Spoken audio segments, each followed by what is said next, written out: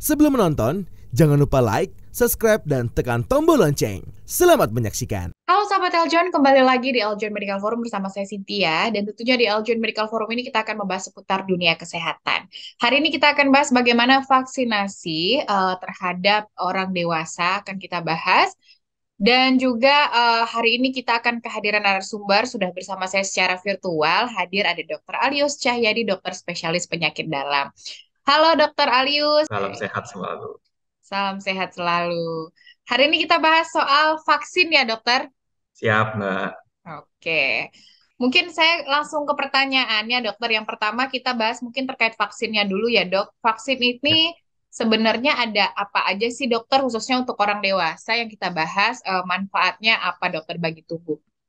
Oke, ya terima kasih. Jadi mungkin saya jelasin dulu bedanya. Kadang nih bedanya apa sih imunisasi sama vaksinasi nih gitu ya.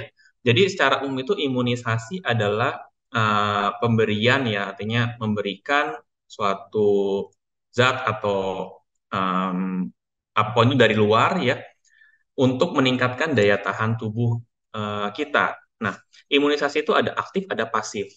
Kalau imunisasi pasif, artinya yang diberikan adalah antibodi. Jadi antibodi diberikan kepada pasien sehingga pasien itu istilahnya dalam badannya nggak perlu lagi membentuk antibodi karena yang diberikan antibodi untuk melawan kuman atau bakteri ataupun virus. Nah, kalau si imunisasi yang aktif adalah atau disebut juga adalah vaksinasi adalah pemberian baik itu bakteri atau virus yang dilemahkan, artinya virus hidup atau bakteri hidup yang dilemahkan, atau virus atau bakteri yang telah mati atau bagian dari virus atau bakteri yang menyebabkan penyakit yang disuntikan ke dalam badan kita sehingga badan kita membentuk antibodi secara aktif ya. Nah, itu yang akan istilahnya berguna untuk badan kita. Nah, kenapa sih seseorang tadi kan manfaatnya apa nih harus divaksinasi atau imunisasi gitu ya? Jadi seseorang yang diberikan vaksinasi artinya sudah memiliki kekebalan terhadap penyakit atau patogen tertentu. Misalnya yang baru ini yang terhangat ya, artinya pemberian vaksinasi COVID-19. Nah, yang diberikan adalah bagian dari si virus COVID itu disuntikan ke dalam badan kita sehingga badan kita membentuk antibodi.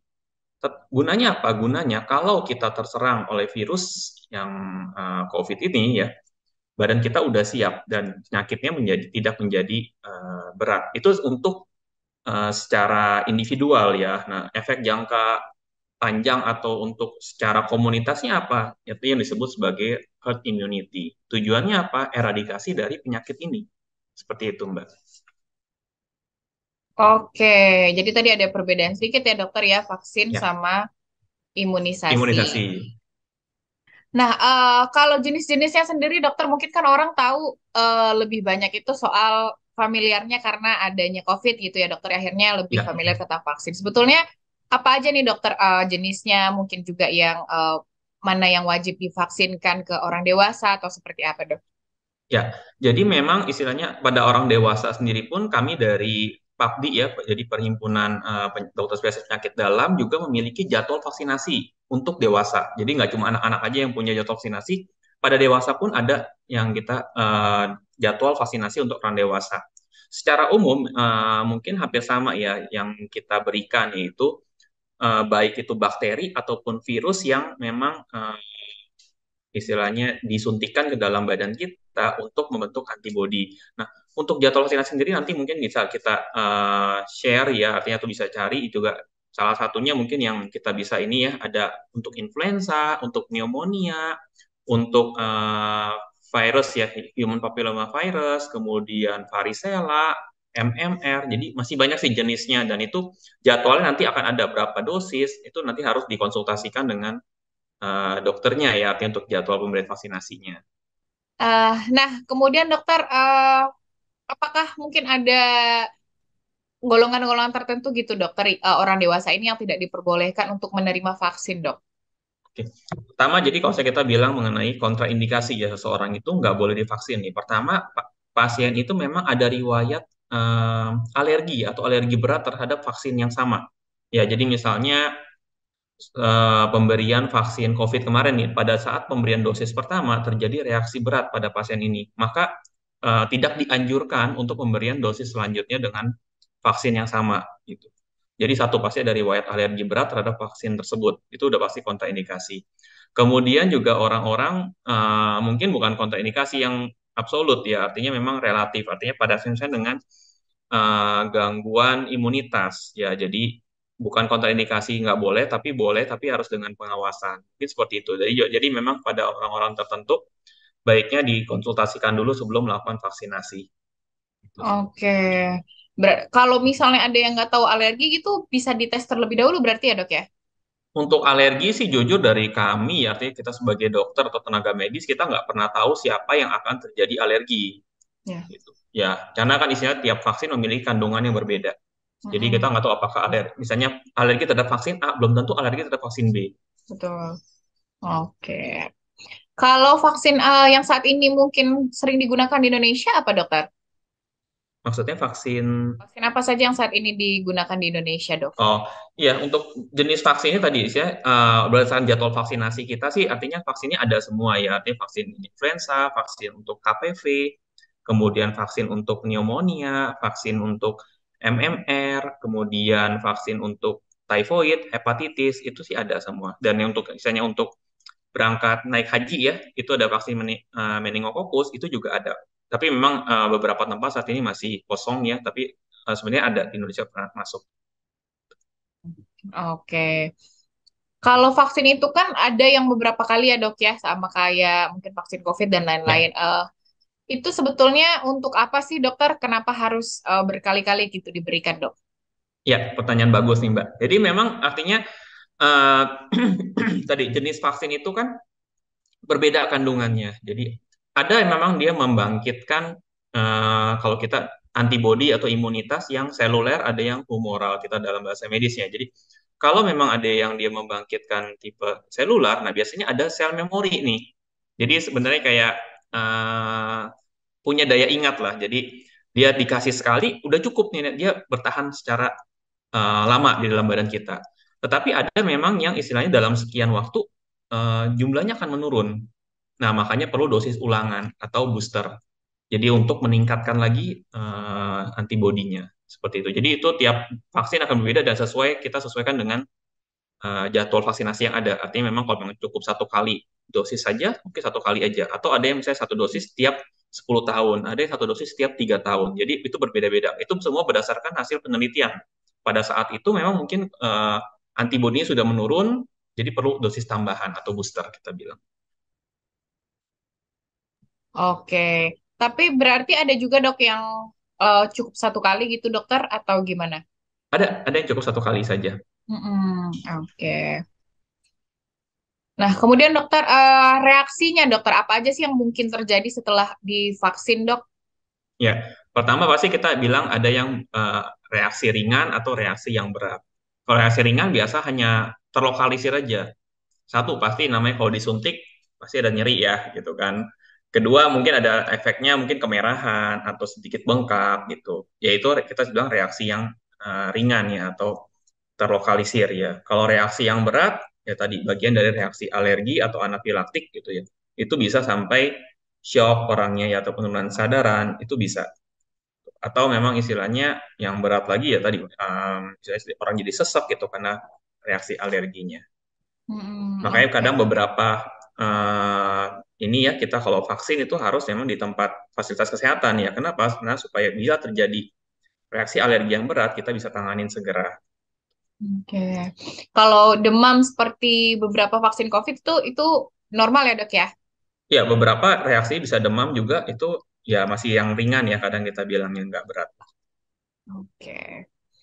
Kemudian dok, vaksin ini sebetulnya bisa diberikan bersamaan nggak sih dok dengan jenis vaksin lainnya gitu dok? Ya, ada beberapa jenis vaksin yang memang bisa kita berikan bersamaan ya. Jadi, terutama vaksin-vaksin yang istilahnya vaksin dari bakteri atau virus yang telah dimatikan, artinya vaksin bukan vaksin hidup gitu. Itu bisa diberikan bersamaan. Nah, kalau misalnya nggak diberikan bersamaan, biasanya kita kasih jeda. Jedanya biasanya sekitar 28 hari atau 1 bulan ya. Nah, kadang memang kita juga memberikan jarak pada pemberian vaksin COVID ya, karena vaksin ini masih baru, jadi kita masih pantau. Artinya Kalau kita berikan bersama dengan vaksin lainnya, seandainya terjadi reaksi, kita belum tahu reaksinya ini karena si vaksin yang A atau vaksin yang B, seperti itu sebenarnya. Nah, dokter, berbicara tentang vaksin, kan ada vaksin COVID ya, dokter, yang sekarang mungkin sudah sebagian besar masyarakat Indonesia disuntik vaksin ini. Nah, apakah ini juga akan melindungi dalam jangka waktu panjang, dokter, ketika sudah 3 kali gitu ya, dok, vaksinnya? Ya, memang ini masih up to date ya. Jadi memang vaksin COVID ini masih dalam pemantauan. Artinya kita belum tahu nih apakah perlu dosis ulangan setiap berapa lama sekali.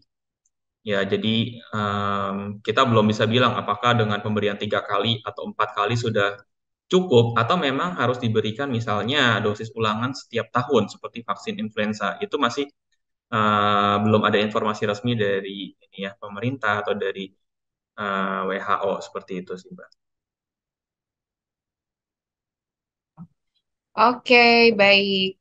Kemudian dokter,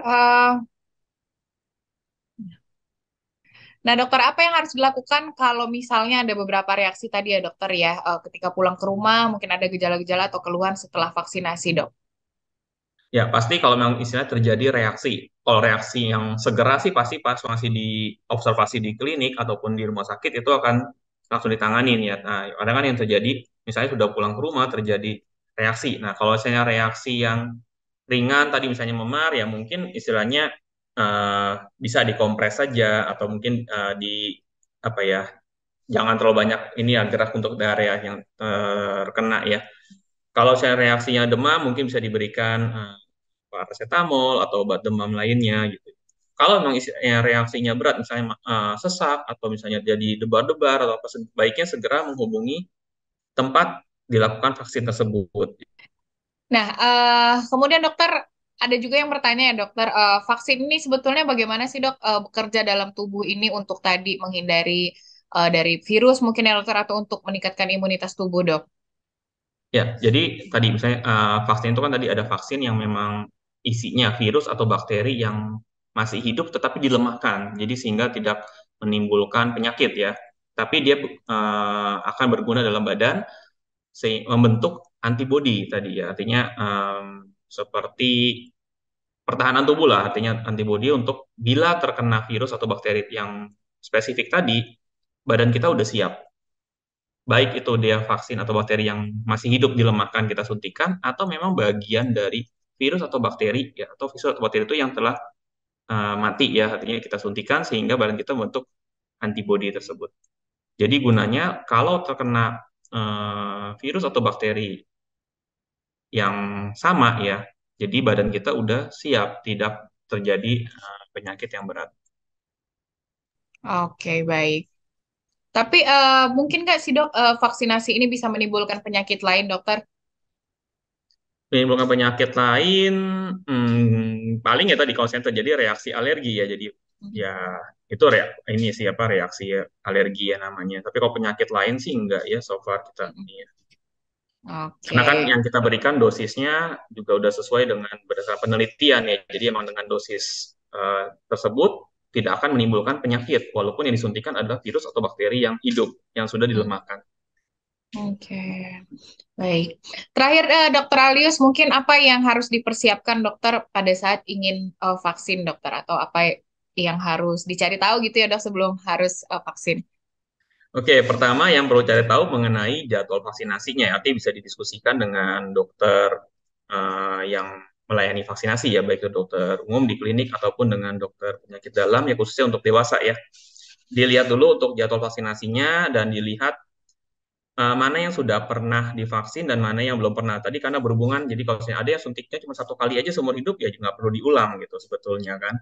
Atau memang istilahnya sebelumnya belum pernah vaksinasi nih, jadi kan kita harus lengkapin ya jadwal vaksinasinya. Dan paling nanti dokternya pasti akan bertanya riwayat alergi terhadap vaksin apa misalnya ya. Jadi itu penting sebelum pemberian vaksinasi. Oke deh, baiklah Dokter Alius, terima kasih banyak Ya, tadi atas sesinya. Makasih banyak dokter. ya sama-sama Mbak. Sahabat Eljon, itu dia tadi kita sudah mendengarkan dari Dokter Alius mengenai vaksinasi, apa yang harus dipersiapkan juga tadi ya terkait jadwalnya dan lain-lain. Dan mungkin juga bisa dari sekarang mengecek jadwal sebetulnya ada vaksinasi apa saja yang harus kita lakukan ya terhadap orang dewasa di Indonesia. Ya. Baiklah, semoga berguna juga bermanfaat. Saya Cynthia dan juga Dr. Alius Cahyadi, dokter spesialis penyakit dalam, pamit undur diri. Sampai jumpa. Halo Sobat Eljon semuanya, jangan lupa untuk like video ini dan juga subscribe Eljon TV ya, sekarang juga.